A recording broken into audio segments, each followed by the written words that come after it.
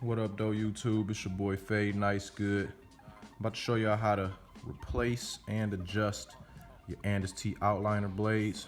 Super simple process, man. All you need is a screwdriver, Phillips joint. Yeah, like I said, it's super simple. I dropped mines and chipped the bottom blade, so they kind of like biting now. So I got to change that. So yeah, what you want to do is take your screwdriver, unscrew the top two screws. If you're just replacing a blade, it's like a 5-minute process. It don't take long at all. Get those out. Like I said, you can see I chipped the bottom blade. It's not really hitting like it should. Here's my new blade right here. Old blade, new blade. Looking real good. If you was just replacing it, you make sure you take the center part right here, put it on the ball, put the new screws in, line it up, and you're good to go. But I'm gonna show y'all how to adjust this. So the adjusting process is real easy. You wanna take the bottom blade off. There's a few different ways people do it. I like to do mine this way that I'm about to show y'all.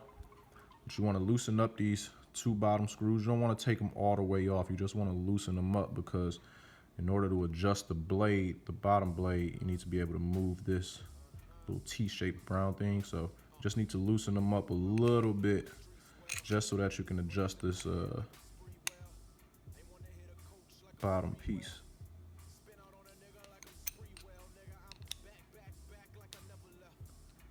I'll give it about one, maybe a half turn, and see it's loose now. You can move it going just like that. You don't want to take them all the way off. And so you put the bottom blade back on. Now you can move it, how you want to move it. What I like to do, I like to push the blade all the way up to where the bottom blade is past the top blade. You can see. And then I put it on a flat surface. You want to make sure you're on a flat surface. I'm on a table right now. I'm gonna lay it down and angle it to where the top blade meets up with the bottom blade. You don't want the bottom blade passing that top blade. And when you take it off the table, you can see it's lined up perfectly. Got a little piece of tile in the blade, but yeah, you can see it's lined up perfectly. And if they're not hitting how you want them to hit, if they too sharp, if they're not sharp enough, they're not hitting sharp enough, you just take it off and do this and repeat the same process. But put it on a flat surface, push it up, angle it to where that bottom blade meets that top blade and is not past the top blade. You want the bottom blade to be either just under the top blade, right there with it. And that's how you get them joints hitting. You want to push down, make sure it don't move, and then just tighten them two screws at the bottom, like so. And that's the reason you don't want to take them all the way off, because it'll be tough trying to keep that bottom blade in the same spot, tightening these joints back up. So there you go, simple as that. You want to put it back on your outliners, like so. Make sure this lines up right on that ball. Line the screws up, like so. Yeah, you get the screws back in there like so. Screw it back on. I like to push the blade up so that I know it's lined up right, like so.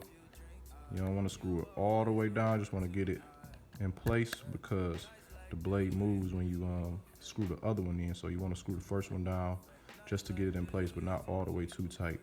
And once you got it in place, you could look at it, you could still adjust it. See, I ain't got it all the way tight, so you could adjust it, make sure it's lined up perfectly like so. Push the bottom of the blade all the way up and then tighten it.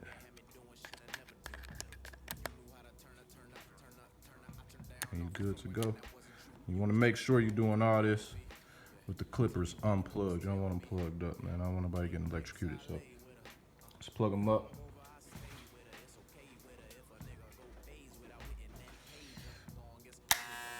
And there you go.